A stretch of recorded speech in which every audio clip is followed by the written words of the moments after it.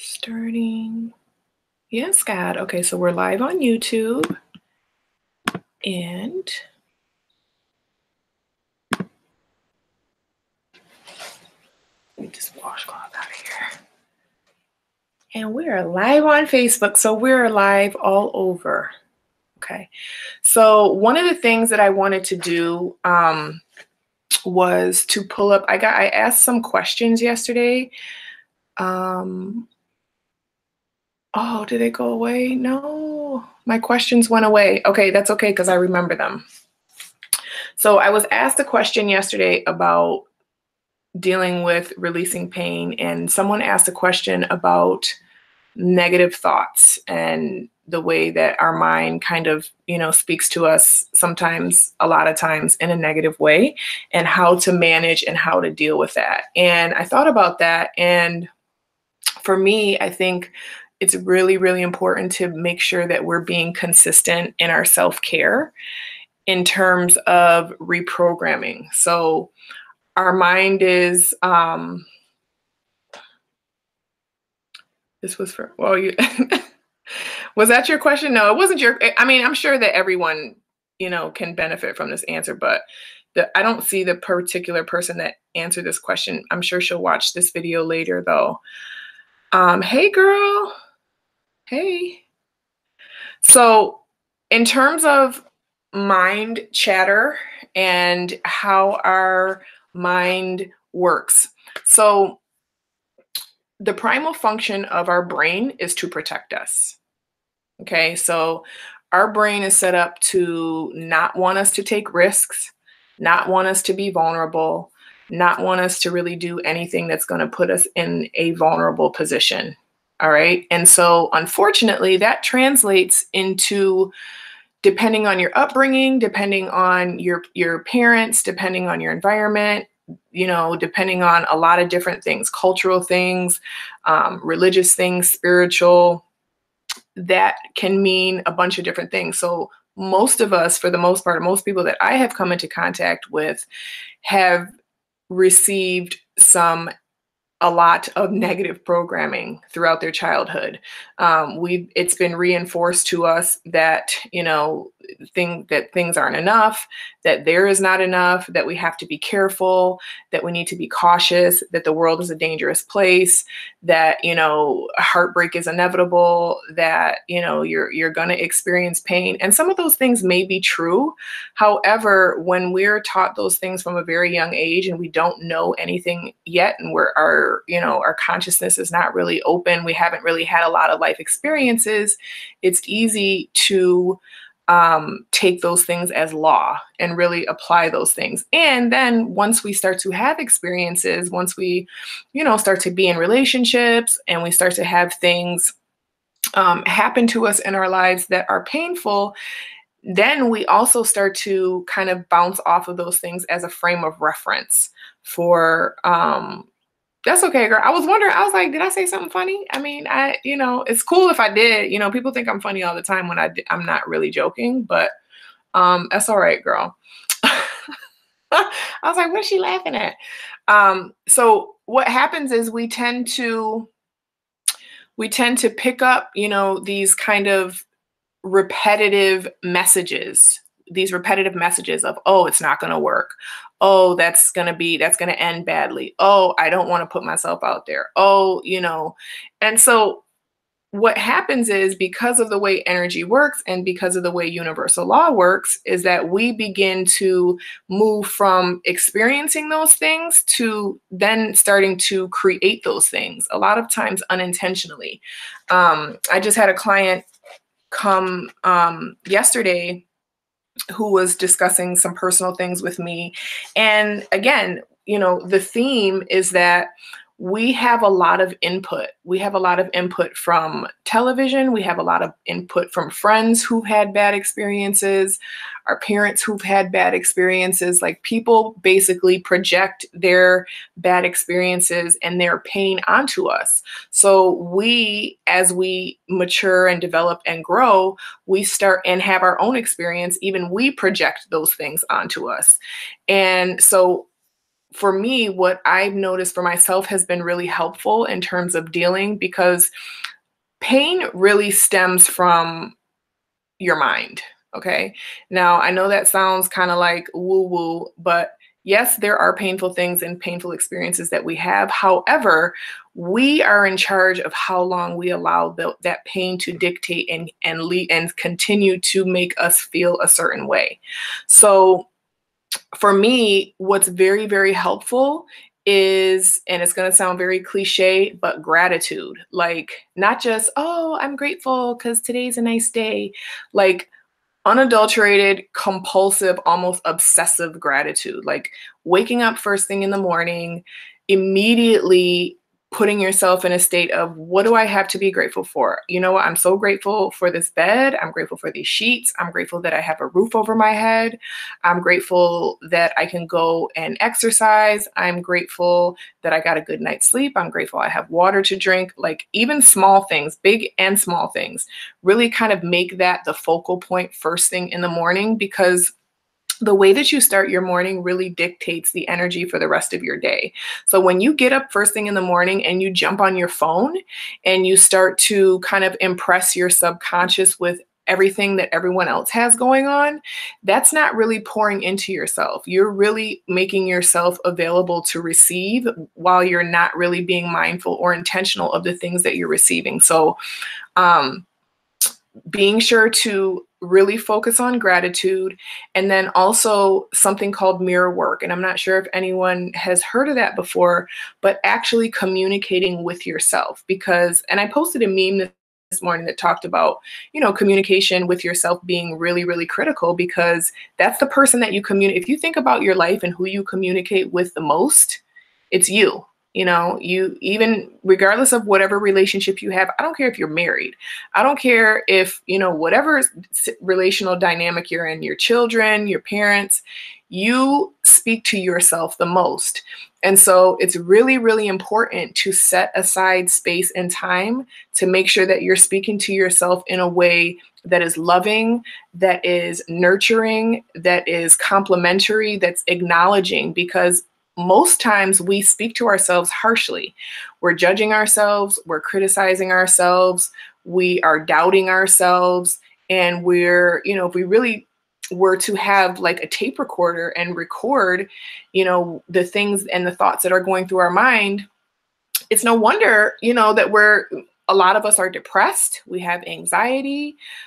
We have a lot of fear, because that's the message that we're feeding ourselves. And then on top of that self-talk, we also have other people, and we have social media, and we have television, and we have just society kind of bombarding us with messages, subliminal messages of not being good enough. So one of the ways that we can really, I think that for me personally has been really effective, has been to make sure that I set aside time, uninterrupted time, to pour into myself. Okay. And by doing that, I'm able to, there's something energetic that happens, and it's not difficult to explain. I'm not going to say that. It is how you start your day is how your day is going to continue. And how your day is how your week is. And how your weeks are is how your months are. And how your months are how your life is. So really, how you begin your day really has a huge impact on your life. Just like anything else, it's something that needs to be consistent. It's something that needs to, it's incremental. It takes small steps. I'm not saying that, you wake up one day and you write your gratitude and you make good intentions for your day and you start your day well, that, your whole life is going to change. But I can guarantee you that you're probably going to have a better day than if you didn't do those things. And especially if you're someone who, has high aspirations for yourself, and someone who's a high performer, and you know that you have the capacity to be a high performer, that's not negotiable. That is not negotiable. You have to be sure that you are giving yourself the things that you want to be able to give to other people. And then also on an energetic level, we also have to realize that when it comes to relationship dynamics, we are only going to be able to attract people who are treating us the way that we're treating ourselves. Okay. So when it comes to, I had a lot of questions and a lot of commentary yesterday about relationship dynamics that were painful. One of the main themes that came up was communication and being able to communicate with your partner in a thoughtful way. And initially that starts with you. You have to be able to communicate with yourself in a thoughtful way, which means you have to have some self-awareness and you have to have some mindfulness. And honestly, when I first really started delving into my personal development, like hardcore, I really had to understand that, I was speaking to myself like shit. I was talking to myself like I was a piece of shit. And that unfortunately was translating into my relationships as well. And it wasn't something that was conscious. It wasn't something that was intentional.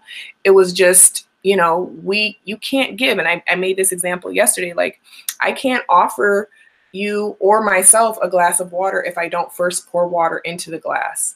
So it's important to be sure that we're paying attention to what it is that we're actually giving ourselves, because whatever it is that we're actually giving ourselves is what is the only thing that we're going to be capable of giving other people. We don't have anything. We can only give what we have. And what we have is the relationship with ourselves.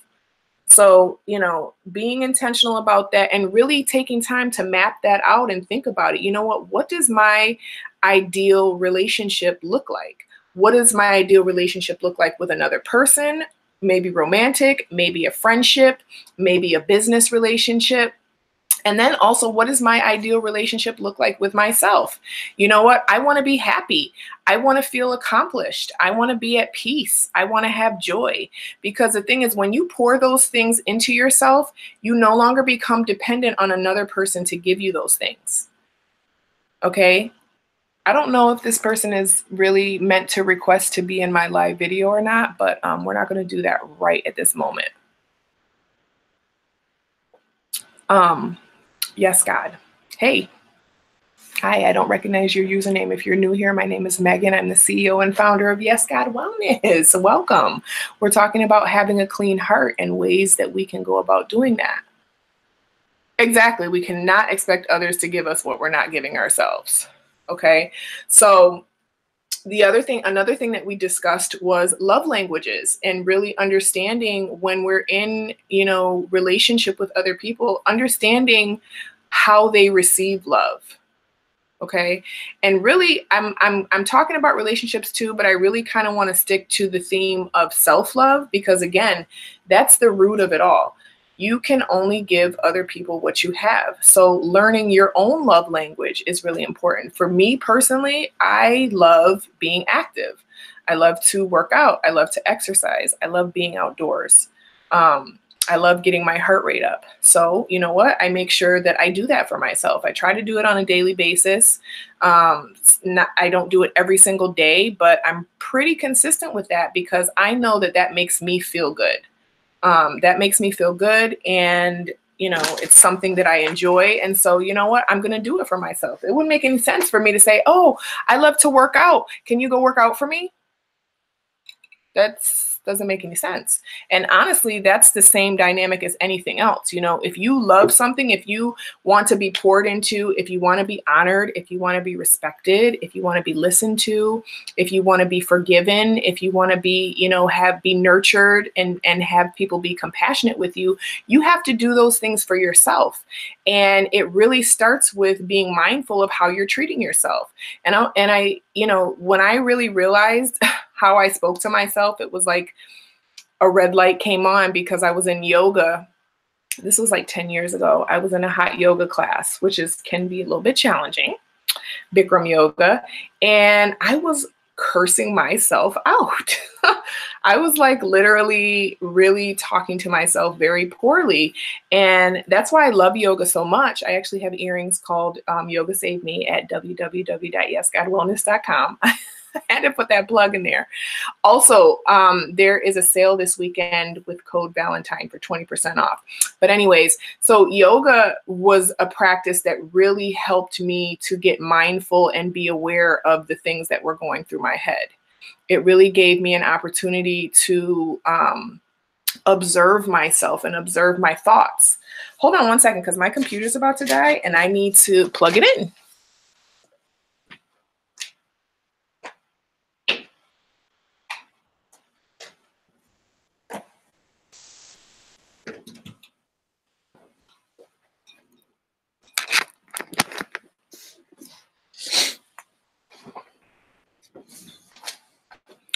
So, yes, God. So, and not saying that you need yoga to be able to observe yourself and to listen to yourself, but whatever it is that you enjoy doing, whatever it is, and honestly, you can do that and meditate. And we talked about this yesterday as well. Self-care does not have to cost anything.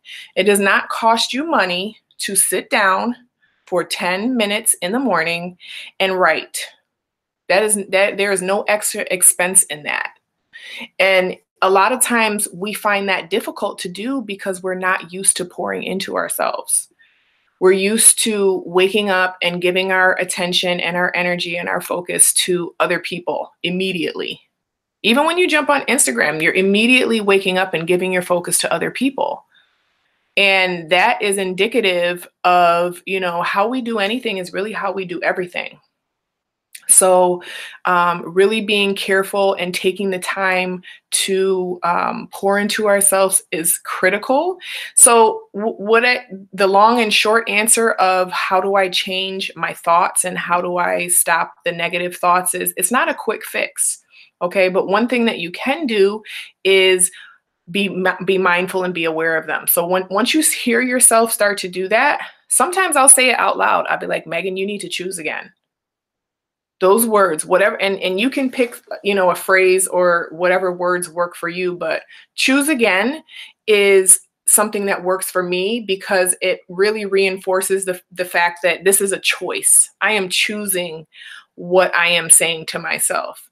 This is why affirmations and mantras are very effective, because you get yourself in a pattern of, you memorize these positive things and these things that are, indicative of how you want to feel about yourself and how you want to view the world.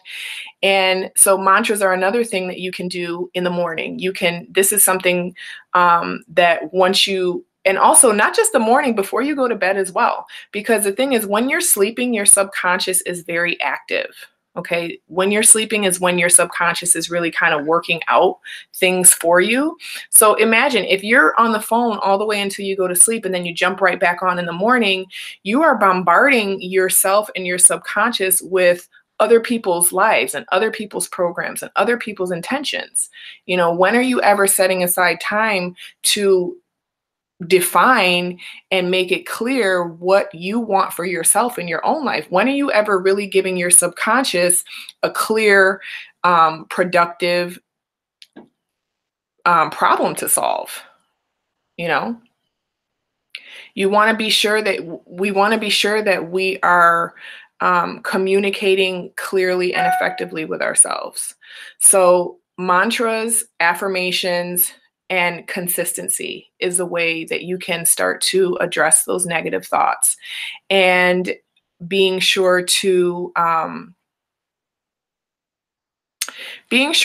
just, expect that it's going to change right away. We're however old you are, that's how much programming, you're working against. One day all the time. It's not going to happen in 1 week. Not saying it's not possible, because the mind can do anything. I'll be honest with you. The mind is an amazing miracle. You can align yourself with, this new person that you want to be, and it is possible to become that person very quickly. So I don't even want to say, sit here and say that it's a long, tedious, arduous process. It doesn't have to be. It all depends on what your belief is. If you believe that it has to take a long time, then guess what? It's going to have to take a long time for you. If you believe that anything is possible and you can wake up tomorrow morning and be a completely different person and have completely different habits and do things completely differently, then guess what? You're right again. Exactly. We have to trust the process. And everyone's process is different. It's not a one size fits all type of thing. Okay. And so what I wanted to kind of discuss today was the fact of, and I've kind of discussed this and I've done, talked about this here and there on my channel, but the things that we experience in relationships are really mirroring back to us how we're treating ourselves. So, I'm sure you've heard people say, well, relationships are mirrors. And that doesn't necessarily mean, excuse me, that, if this person treated me this way and this person did this and this person did that, that means that I did all those same things. But what it does give us is an opportunity to look at, how was I doing this to myself? So one thing that we can do to start working through some of this relationship related pain is to, and I discussed this yesterday as well, is writing. Writing is powerful, just in general, but writing out a list or writing a letter to people who you have been in relationships, or maybe you even still are in relationships with, and really expressing yourself. Vulnerability is key, and being able to communicate that vulnerability is key. And unfortunately, so many of us are really, really scared of vulnerability. I know myself personally have had issues with vulnerability, and a lot of times we allow that fear of being, and so giving ourselves the space and time to actually communicate with people. And that doesn't mean you have to have a conversation with them. And that doesn't mean that it has to be a literal communication, but giving yourself the space and respecting your feelings and your heart enough to communicate your feelings with someone from your past that you may have felt pain from, or you may have felt hurt in a relationship dynamic. And this is not just about romantic, but I mean, a lot of, I know that that's what most people are referring to, but we have a lot of, exactly, you got to be willing to open up, because the thing is, if you can't be vulnerable with yourself, guess what? You're not going to be able to be vulnerable with anyone else. You have to be willing to be open and honest and vulnerable with yourself, and write your dad a letter, write your mom a letter, write your ex that hurt you a letter, and let them know, you know what, this really fucking hurt me when da da da da da, and allow yourself to go through that victimhood. And I'm not saying that in a negative way, because we all of us play the role of victim and predator at some point in life. That's just the nature of that's just human nature. But allowing yourself to express those things, because so many times we try to suppress things and we try to push it to the side, and, oh, that doesn't matter. Oh, that was so long ago. Oh, whatever. And we're subconsciously, we continue to create these situations for ourselves because we're not willing to look at and dig deeper and be honest with ourselves about the things that have hurt us. So thank you for bringing that. That's a good point. This is how most people feel. That would be so many letters. I don't want to relive it. Here's a secret. Unless you relive it and deal with it, it's not going to change. Okay? It's not going to happen. You're going to keep experiencing the same thing over and over and over again. The difference is now is that you're not actually reliving it. You're actually, in a controlled, effective, and positive way, you are revisiting it so that you can release it. There's a big difference between reliving it and revisiting it, okay? And this is what people talk about as the work. This is what the emotional work is. Being willing to go and revisit painful things. Because as long as we keep trying to run away from it and avoid it and suppress it, and, oh, I don't want to think about it, and, oh, that hurts so bad, if I go back, it's just going to hurt me again. Well, you know what? I'd rather go back and let it hurt me for, a day or a week or however long it takes me to process it than to continue to attract it and manifest it for the rest of my fucking life. Okay? Exactly. Revisit and release it. And I got to do my plug right now. Steaming is a perfect time to do that. But even without steaming, being willing to go back and revisit this pain is the only way that you're going to be able to let it go and stop allowing it to control your life. Because whether you're willing to admit it or not, unaddressed pain controls your life. Period. It controls your life. It controls your relationship. It controls your negative self-talk. It controls a lot of things. So the only way that you can deal with something is head on. You have to be willing to go and face it. Yeah, because that exactly. People want to compartmentalize, but that compartmentalize is another word for suppression. And that's not healthy. That is not healthy. You know, and honestly, none of us, I don't want to say none of us, but it's very rare that we were given these tools. You know, when we grew up, we didn't know how to, we were never encouraged or, you know, or guided to process emotions in a healthy way.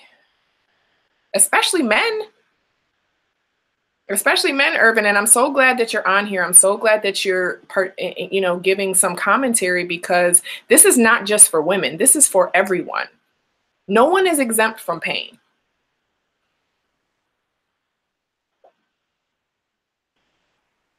No one is exempt. Yes, God. So it is, you know, it's up to you. You know, you got to make the decision. You are in control. You have so much control, you don't even realize it. You don't even realize how good your life can be, because you are continuing to relive painful things. You're continuing to have subconscious expectation of painful things, subconscious guilt, subconscious pain, subconscious shame, subconscious rejection. All of these things that we experience, that all human beings experience, we continue to subconsciously create and attract and manifest those same dynamics over and over and over again. Why?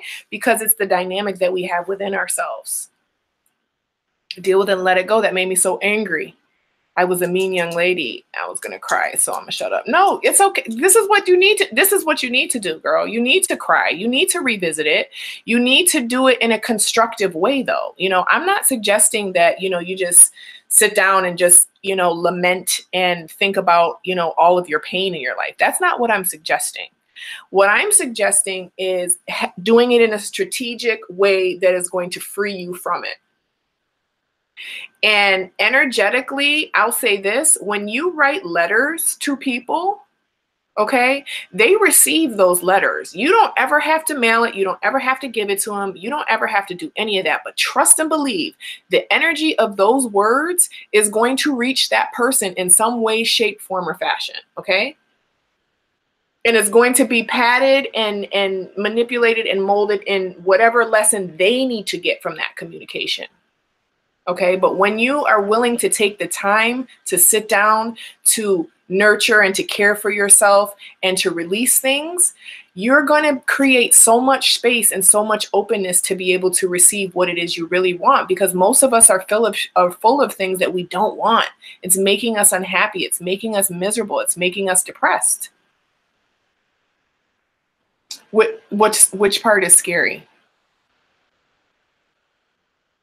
I mean, and I understand that, and I'll wait for your response, but yeah, you know, pain, emotions can seem scary. But honestly, everyone has emotions.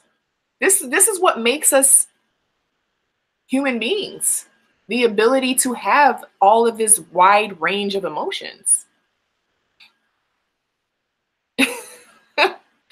You can do it. And that's why I'm saying to do it in a safe, controlled space. Okay? Right. Addressing it in the first place can be scary, but let me tell you something about things that are scary and fear in general. When you turn around and look at fear, trust me, it's not as big as you think it is. When you're running away from something and you're trying desperately not to think about it and not to look at it and not to address it, it gets bigger and bigger and bigger, kind of like the monster under the bed. But what happens when you turn the lights on? And that's what this is. This is turning the lights on. This is looking at it for what it is. And a lot of times, honestly, it's not as big as we've created it in our minds, which is the great part. Not to say that it's not going to be hard, not to say that you're not going to cry and that you're not going to have an emotional response and reaction to it, but you have to do that. You have to do that. And a lot of times we never, ever, ever give ourselves the space or time or opportunity to do that.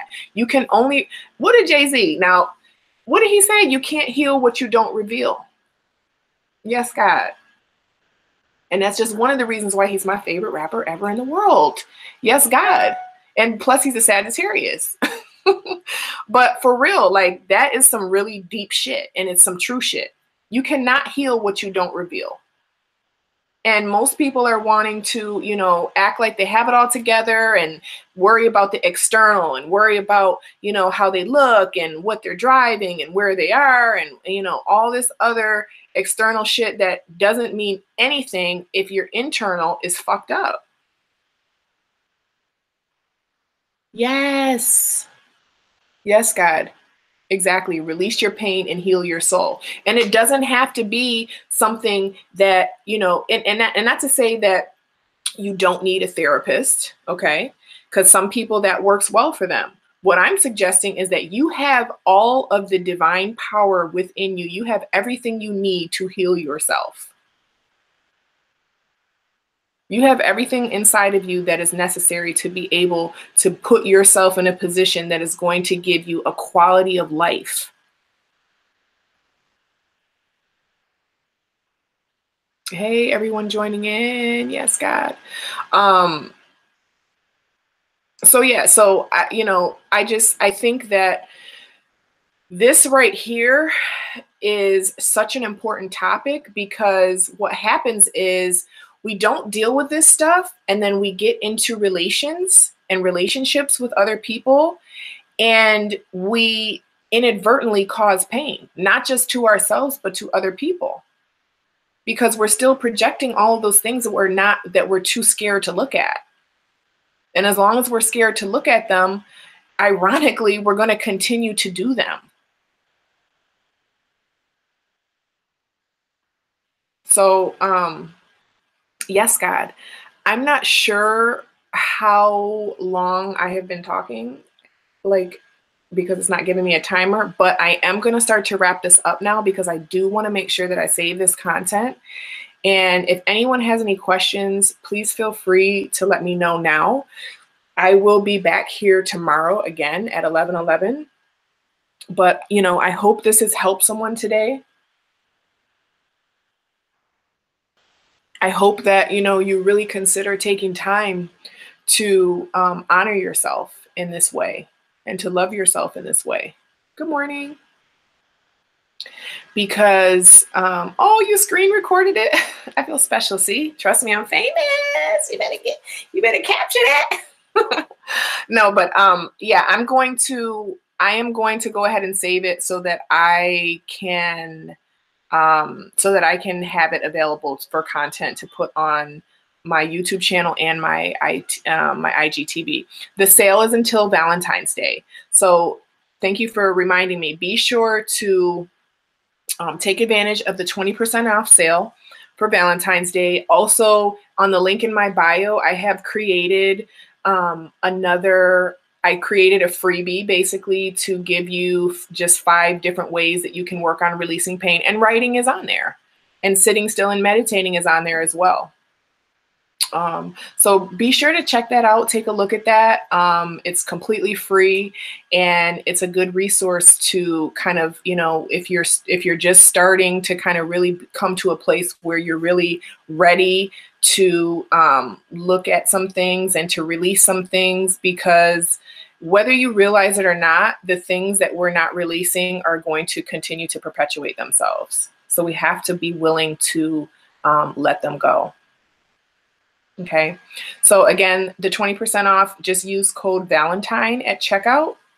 I'm excited because I'm going to be redoing my website. I got some new product pictures, so I'm really excited about that. I'm working on a lot of different projects. I'm really excited to share them all with you when they become ready and available. And I love you. And so I hope that you have a wonderful Sunday, and I will talk to you all soon.